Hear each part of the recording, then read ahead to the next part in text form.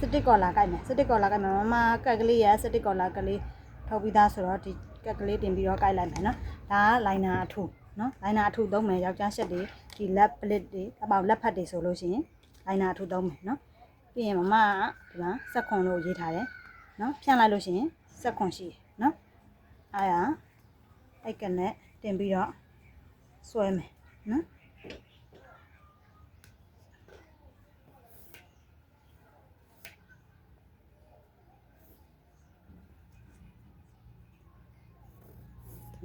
နော်ပြီးရင်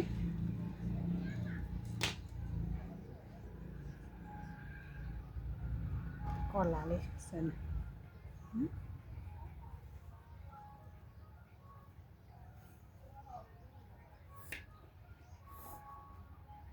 ချုပ်ပြီးတော့ဒီလိုလေးပေါ့ကွယ်နော်ချုပ်ပြီးဒီလိုလေးမမတို့ကအခုဒီအရာတိုင်းခုနတစ်ခုစီအရာတိုင်းလေးကိုက်လိုက်မယ်နော်မမတို့ကနှစ်ခုကိုက်ပြီးသွားပြီနော်နှစ်ခုကိုက်ပြီးသွားပြီဆိုတော့မမတို့ကဒီမှာအလဲလေးတွေကိုတောက်ခဲ့တိတိလေးပဲတောက်ခဲ့မတောက်ခဲ့ဘူးဆိုလည်းခဲတံလေးဝင်ပြီးတော့ဒီလိုလေးမှတ်ခဲ့လို့ရတယ်နော်မမကလဲလေးပဲတောက်လိုက်တော့နော်တိတိလေးနော်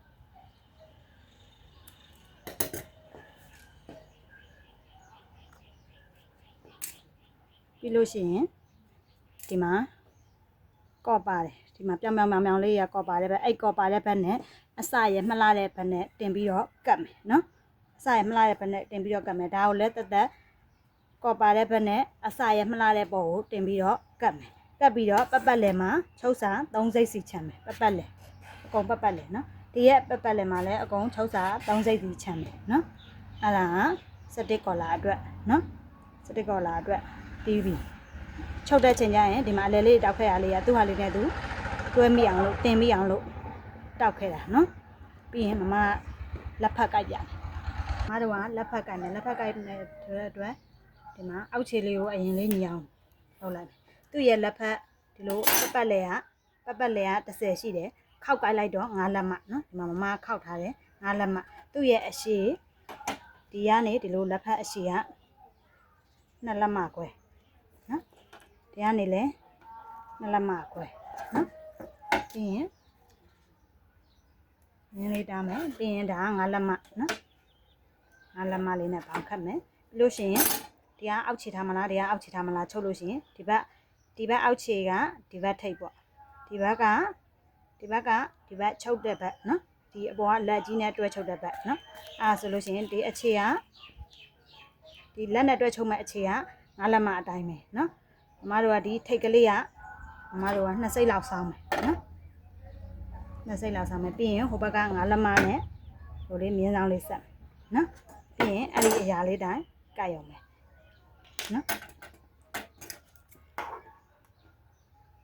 ဒီနေရာမှာအဲ့လိုအချုံမလုပ်ချင်ဘူးဟိုဒီလိုလေးအဝိုင်းလေးတွေလုပ်ချင်တယ်ဆိုလဲရတယ်နော်ကိုယ့်အဆင်ပြေတယ်လို့လုပ်မယ်နော်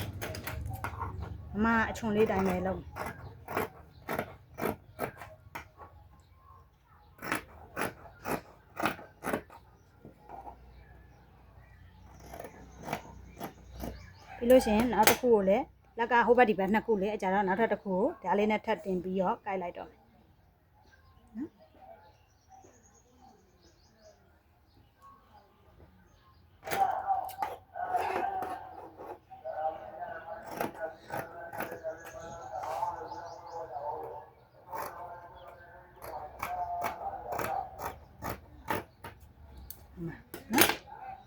ပြီး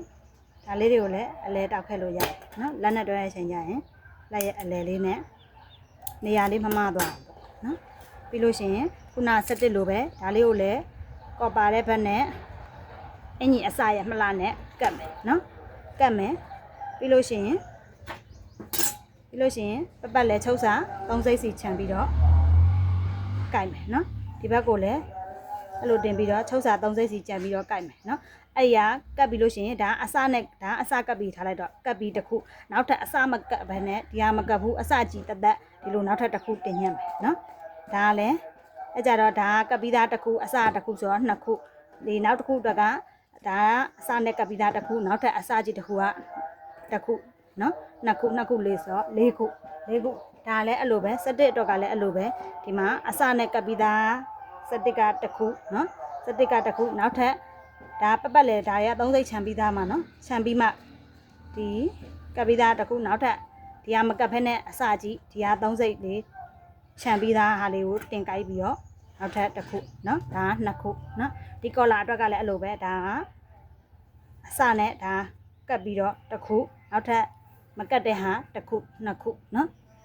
အဲကြတော့စုစုပေါင်း2 4 6 8ခုဖြစ်ရမှာနော်ဒီကကပ်ပြီးသားကတော့4ခုဒီကကပ်ပြီးသားမဟုတ်တဲ့ဟာ4ခုသူ့ဟာနဲ့သူအစုံလိုက်ကလေးတွေနော်ညှက်မယ်ပြီးသွားပြီအဲ့တော့မမတို့ကဒီမှာဟိုကြက်ချက်အင်ကြီးတစ်ထည်အတွက်ဒီမှာရှေ့ချမ်းနော်ဒီမှာရှေ့ချမ်းဒီမှာနောက်ချမ်းနော်ပြီးရင်ဒီမှာနောက်ချမ်းနဲ့ဆက်တဲ့ဂုတ်ဖက်နော်ဂုတ်ဖက်ပြီးရင်ဒီမှာလက်နော်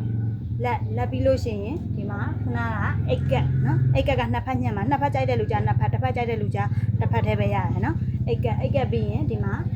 အိတ်ကက်ပြီးလို့ရှိရင်စတစ်ကော်လာနော်စတစ်ကော်လာပြီးလို့ရှိရင်အောက်မှာလက်ဖက်ဒီမှာလက်ပလစ်လေးရဒီဘက်မှာအသေးလေးတစ်ခုကြံသေးရနော်ဒီကမမကိုက်ပြီးချုပ်တဲ့ချိန်ကျရင်ပြန်ပြမယ်ဒီဟာလေးကိုက်ပြီးရောချုပ်တဲ့ပြီးရောနော်အဲ့ဒါပဲလိုတယ်